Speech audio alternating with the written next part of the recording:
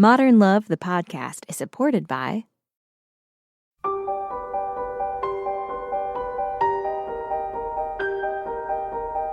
From the New York Times and WBUR Boston, this is Modern Love. Stories of love, loss, and redemption. I'm your host, Meghna Chakrabarty.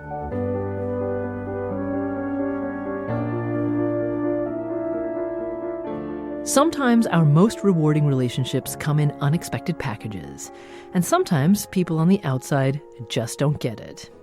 Ruth Negga stars in the AMC series Preacher. She reads Caroline Leavitt's essay, My Touchstone and a Heart of Gold. I never intended to get a tortoise. I was in a troubled relationship with a man who was the opposite of me in almost every way. While I felt exiled every time I left Manhattan, he yearned to move to the country. When we discovered we both wanted a pet, though, we thought we finally had found common ground. I was allergic to dogs and cats, so we scouted for other possibilities at the pet store. Finally, I pointed to a crowded tank, a glossy shell, and a pair of orange-ringed eyes. "This is what you want?" he asked doubtfully. I nodded. We named the tortoise Minnie, and by the time we realised she was a he, after an eye-popping male display, the name had stuck. How could we have gotten this wrong? My boyfriend said.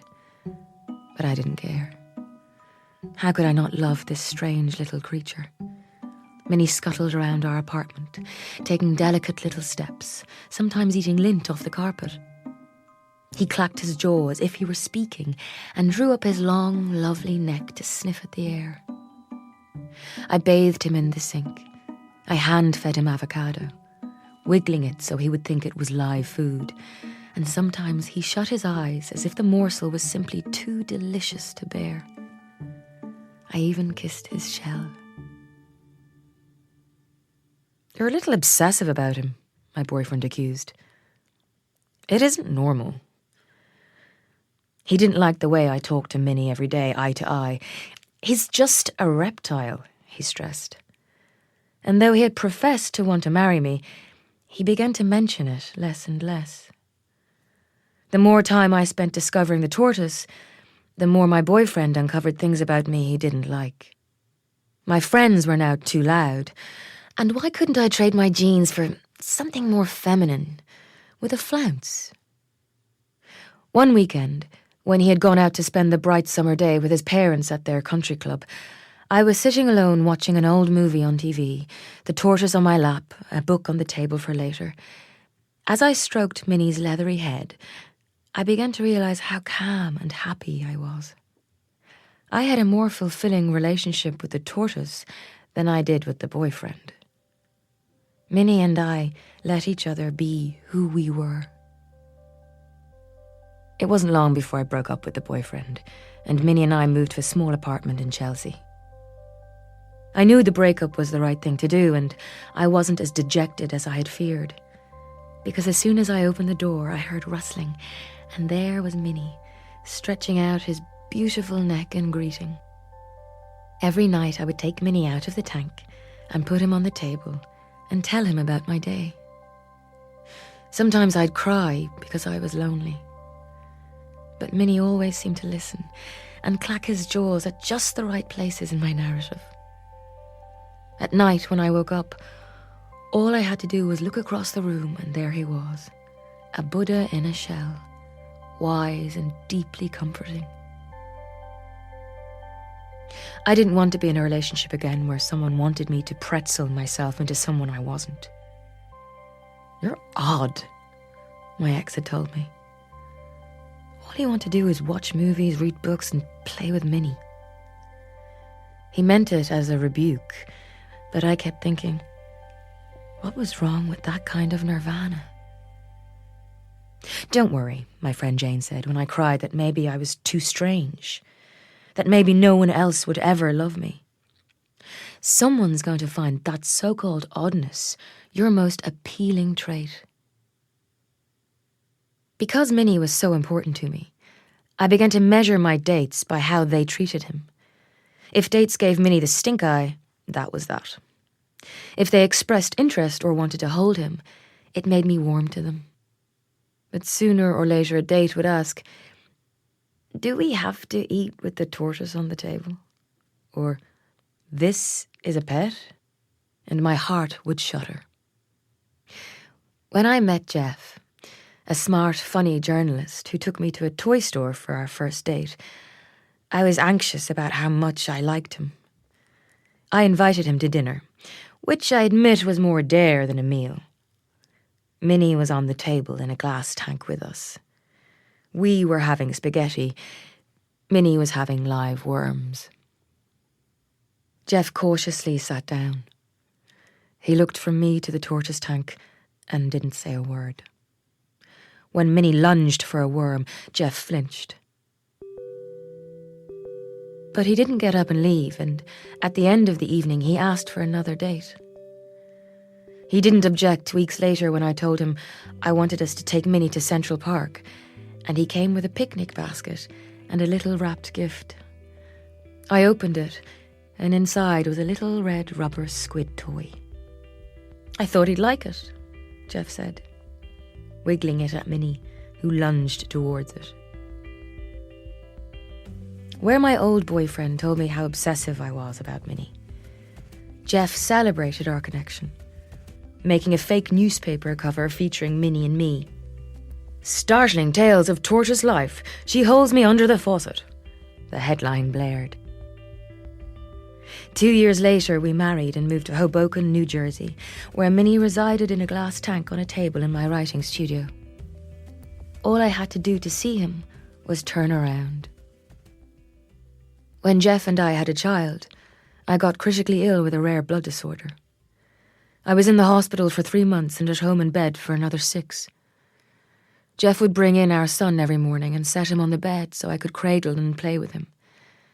One day he brought Minnie in a towel and set him on the bed too.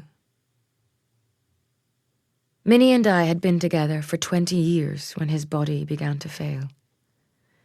He refused to eat, wouldn't walk, and even his beloved squid toy didn't interest him. I hadn't known how old Minnie was when I got him, so I couldn't tell if this was the natural end of a long life or the crushing finish of a young one. The vet told me his body was shutting down and that the kindest thing I might do for him would be to put him to sleep. I cried. I couldn't do it. I couldn't give him up.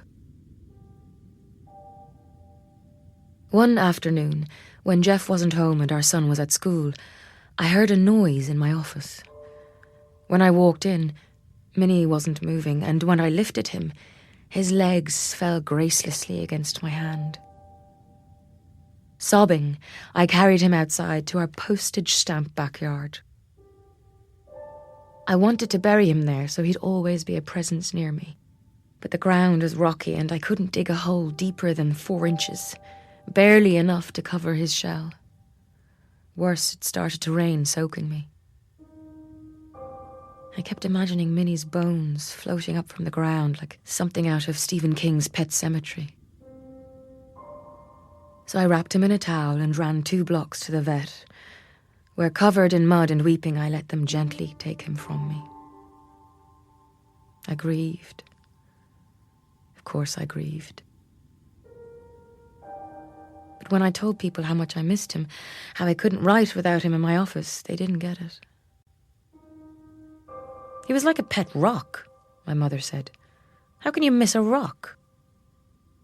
People told me about their dogs and cats who had died, and I thought, it's easy to love the beautiful, the normal. But what about the gifts of loving the strange, the uncommon, the odd? I felt I would never get over him. Then one day I came home to find Jeff grinning. "Come to your office," he said. We walked upstairs, and there on the wall was a painting of Minnie, walking on our wood floors, moving toward an open doorway, his head happily aloft. I looked at Jeff, astonished. An old high school friend, a painter, had captured Minnie on canvas, and Jeff had hung the portrait inches from where Minnie's tank used to be.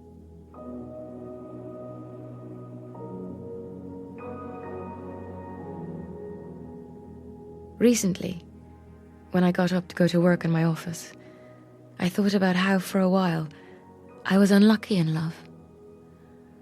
I no more fit in my old life than Minnie had in his tiny pet store tank. I remembered my ex telling me he wanted a girlfriend who was more normal. Then I looked across the hall to see my husband waving and beaming at me. And I gazed at the wall, and there was Minnie. A strange little figure. Uncommon, odd, and completely and always beloved.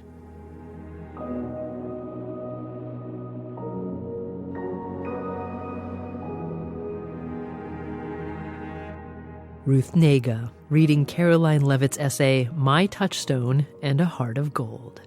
Is there a new tortoise in Caroline's life? More in a minute.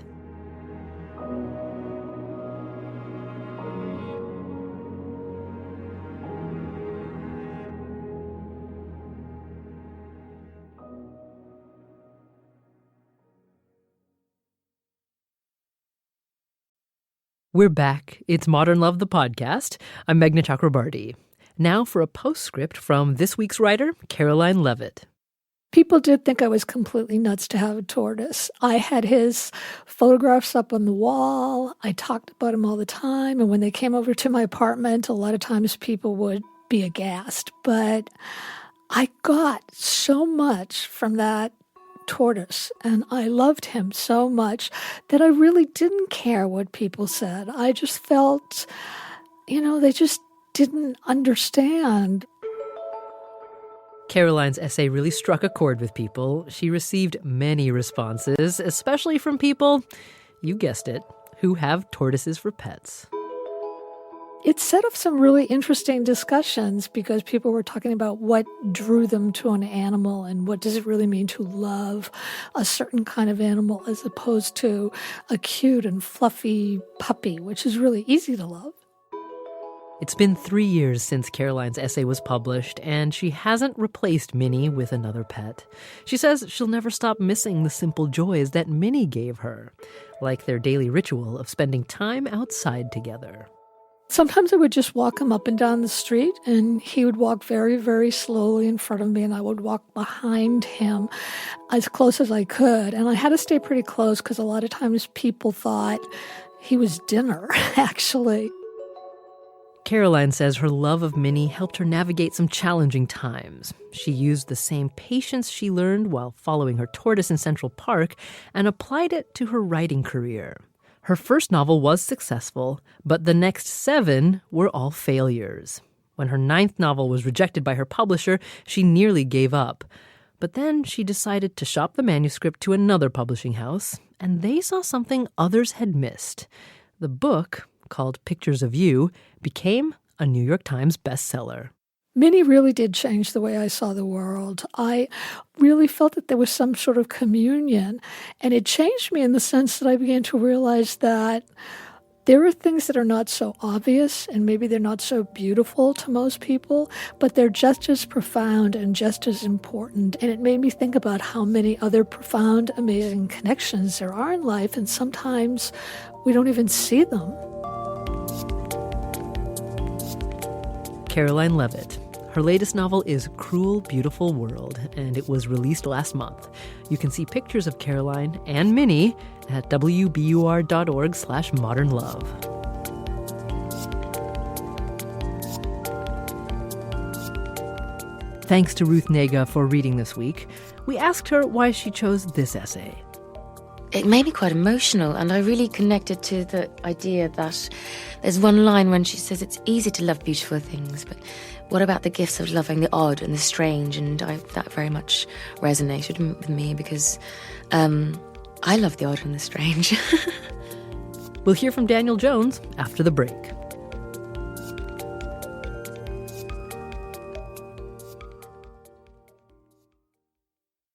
We're back. It's Modern Love, the podcast. I'm Meghna Chakrabarty. Daniel Jones, editor of Modern Love for the New York Times, says people often have lists of characteristics they're looking for in a love interest, but fewer have an actual litmus test. But when it comes to this essay, the litmus test, the presence of Minnie, was about a lot more than just a tortoise. You know, it was really an important sort of reveal for who these guys were and whether they were willing to accept someone and love someone who considered herself odd. And she sort of came up with this like masterful test. Like, if you like this tortoise, not only because you're an animal lover, but because you have some sort of fondness for strange animals, then you are maybe the guy for me. And it completely works and leads to the guy who she's with to this day. Dan Jones, editor of Modern Love for the New York Times. Next week, Katrina Balfe with the story of an imaginary man's real impact on a family. For years, my mother and aunt had been watching their mother shrivel into a stranger. They had affixed smiles to their faces and cried together in private. But they were spent, robbed of years of intimate mother-daughter memories. Nick Stephanopoulos offered us something to hold on to. He was the laughter born of our sorrow. Modern Love is a production of the New York Times and WBUR, Boston's NPR station. It's produced, directed, and edited by Jessica Alpert, John Perotti, Amory Sievertson, and Caitlin O'Keefe. The idea for the Modern Love podcast was conceived by Lisa Tobin. Iris Adler is our executive producer. Daniel Jones is the editor of Modern Love for the New York Times and advisor to the show. Music for the podcast, courtesy of APM. I'm Meghna Chakrabarty. See you next week.